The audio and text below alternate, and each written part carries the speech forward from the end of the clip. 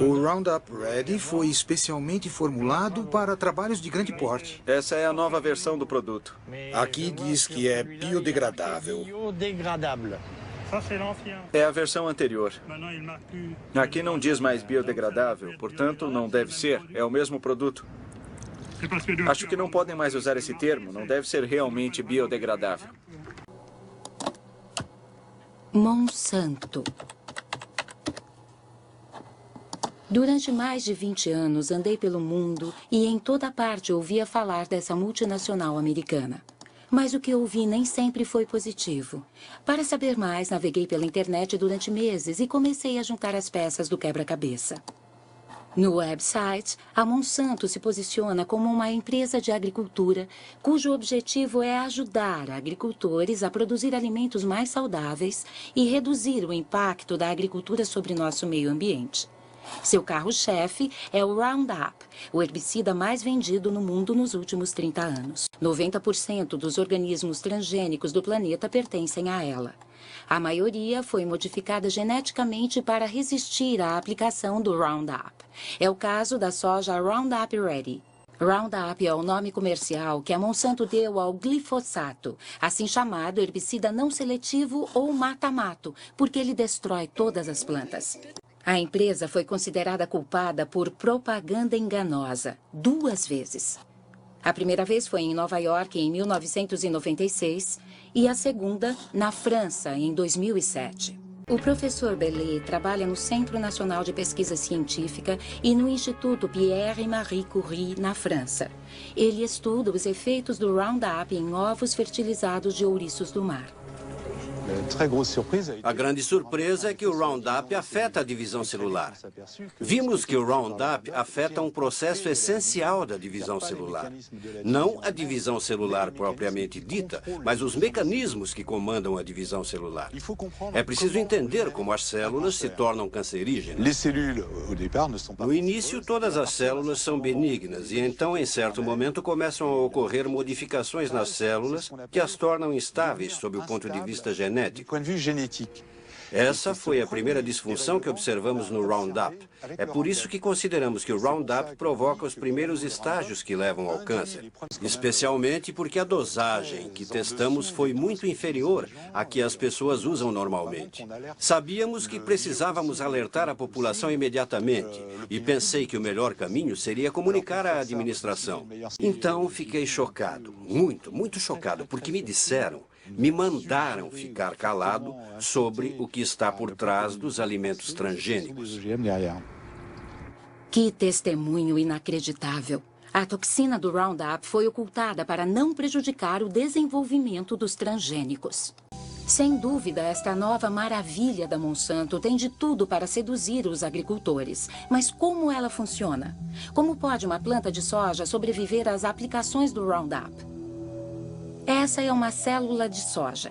Em seu núcleo está o DNA que contém o código genético dos grãos.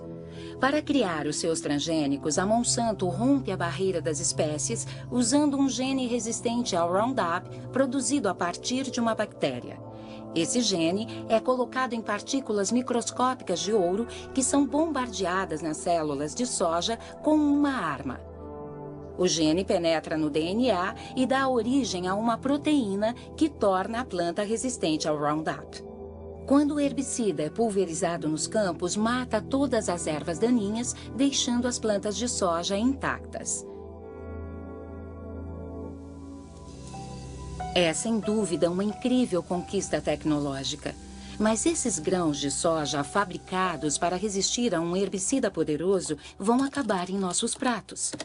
Devem ter sido rigorosamente testados antes de seu lançamento no mercado.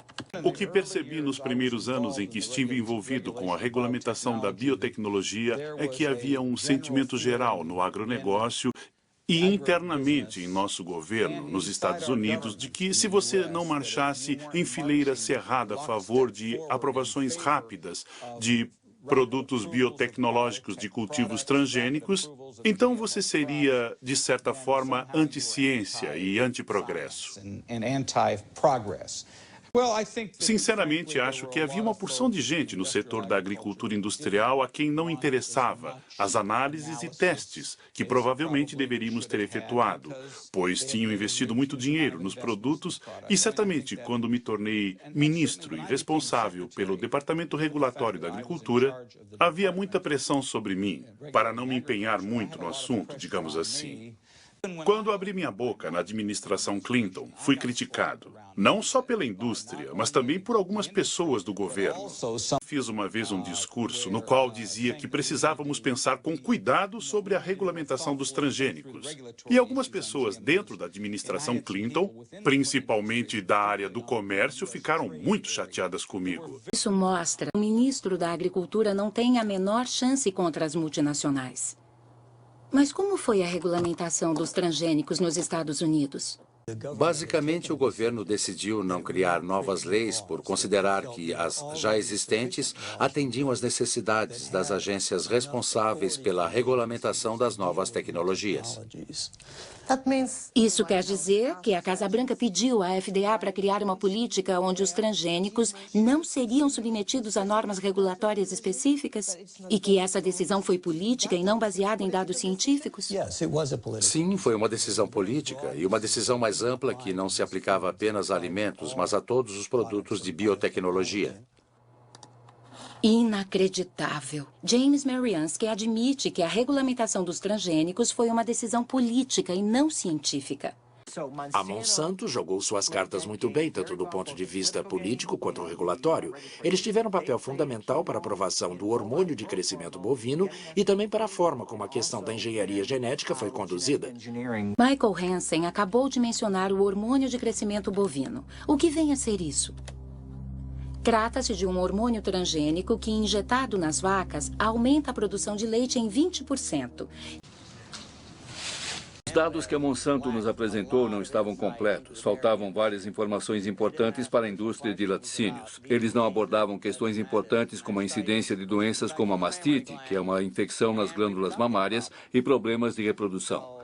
Quando os primeiros dados chegaram e viu que estava faltando, disse: "Ok, pessoal, vocês precisam voltar e coletar mais informações."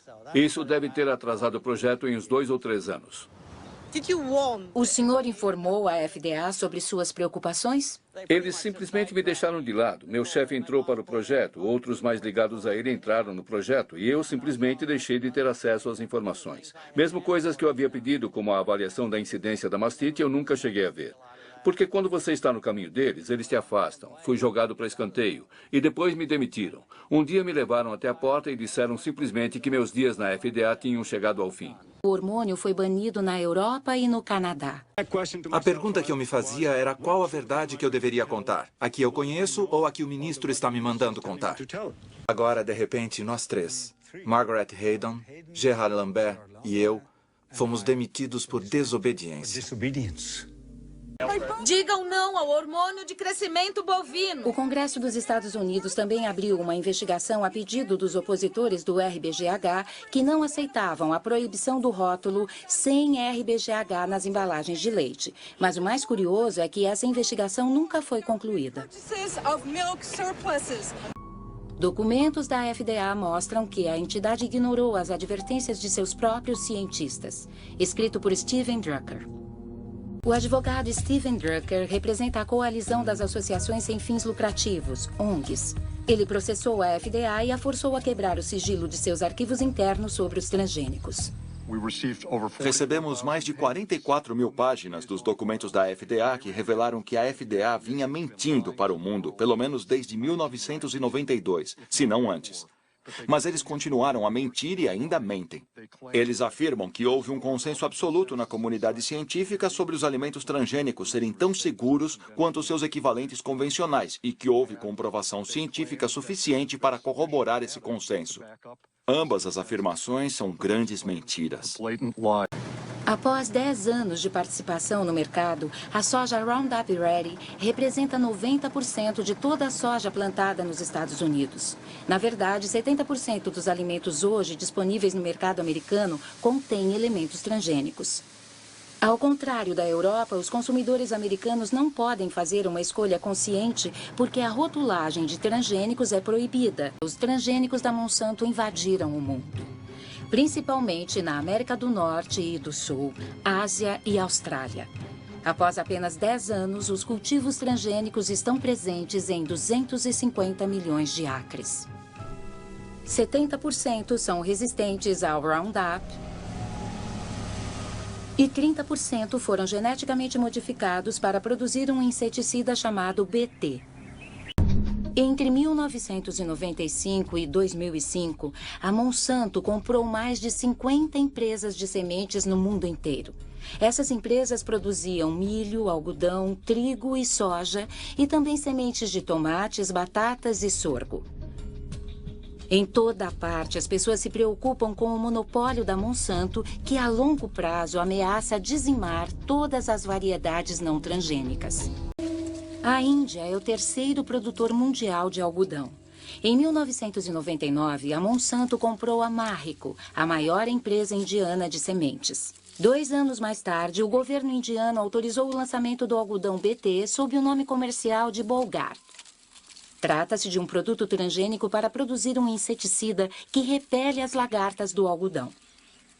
Atualmente, na Índia, a Monsanto controla quase todo o mercado de sementes de algodão e força os agricultores a comprarem as sementes a preços 4 vezes superiores aos das sementes convencionais.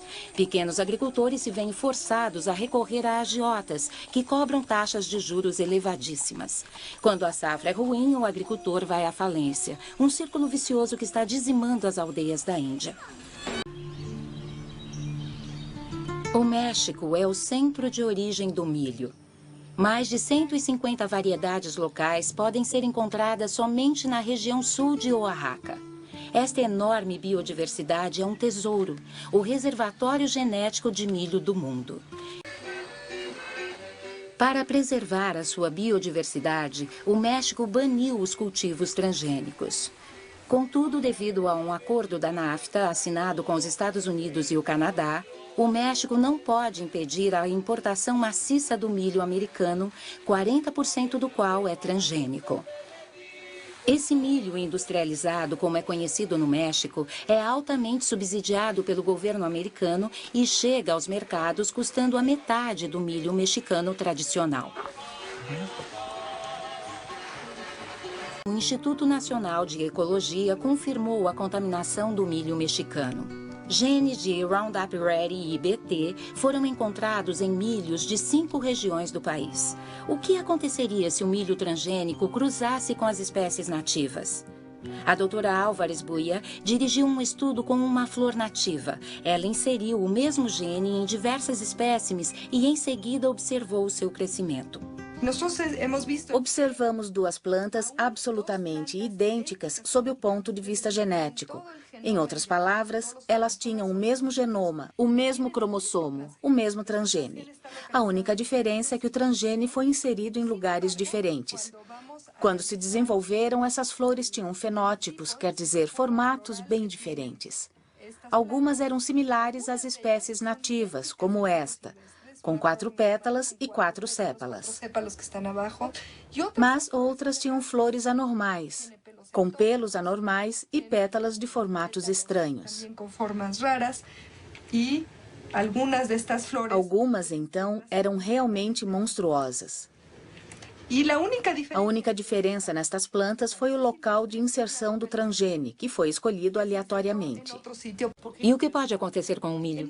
No México, uma vez que as sementes de milho transgênico cheguem ao meio ambiente, é muito possível que os transgenes se insiram nos genomas das espécies nativas mexicanas, porque as plantas de milho cruzam naturalmente por pólen trazido pelo vento. Sendo assim, nosso temor é que o milho nativo seja incontrolavelmente afetado. Sierra Juárez, Oaxaca, México. Gostaria de convidá-los para uma palestra sobre as novas doenças que estão afetando o nosso milho devido à contaminação transgênica. Aldo lidera uma organização de povos nativos. Durante 2 anos, conduziu uma campanha de informação nas comunidades de Oaxaca, em cujas plantações os temores de Helena Álvares já foram confirmados. Vocês podem ver que há alguma coisa muito estranha acontecendo. Nesta planta, por exemplo, podemos ver uma ramificação de espiga aqui e outra lá. Normalmente o milho não é assim. Temos sempre uma única espiga por folha. Mas vejam, aqui temos 3 espigas saindo da mesma folha. São realmente plantas monstruosas. Enviamos uma amostra para um laboratório de biotecnologia para verificar se essas plantas eram transgênicas. E, infelizmente, o resultado foi positivo. Pelo que você disse, se não conseguirmos impedir que eles se espalhem nos nossos campos,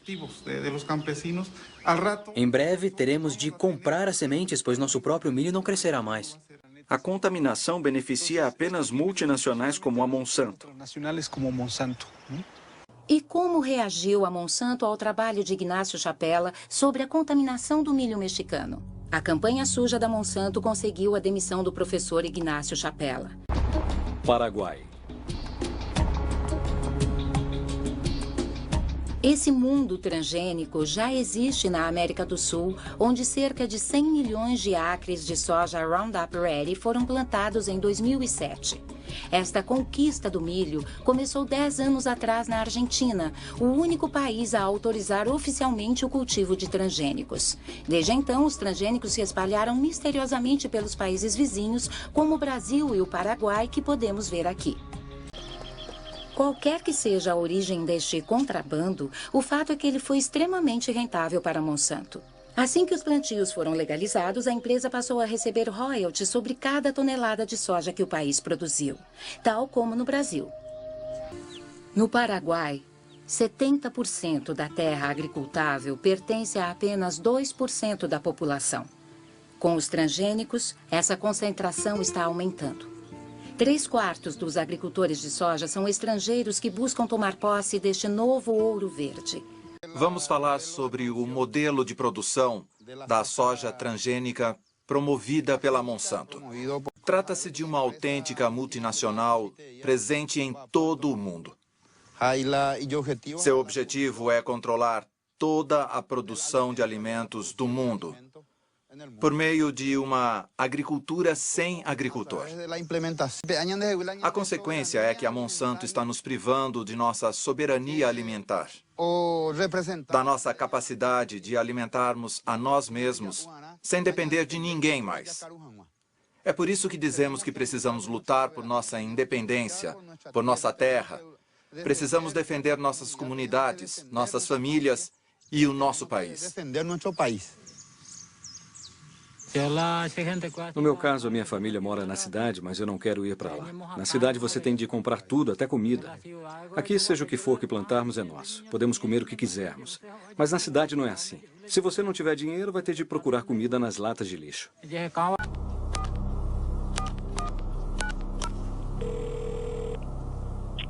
Chris Horner? Alô, Christopher. Marie-Monique Robin, da França. Sim. Nós realmente admiramos sua persistência, mas tivemos várias discussões internas sobre isso e lamento informar que não houve mudança na nossa posição inicial. Não há motivo para contribuirmos com esta produção. Acreditamos que não virá a ser positivo. Então, você entende.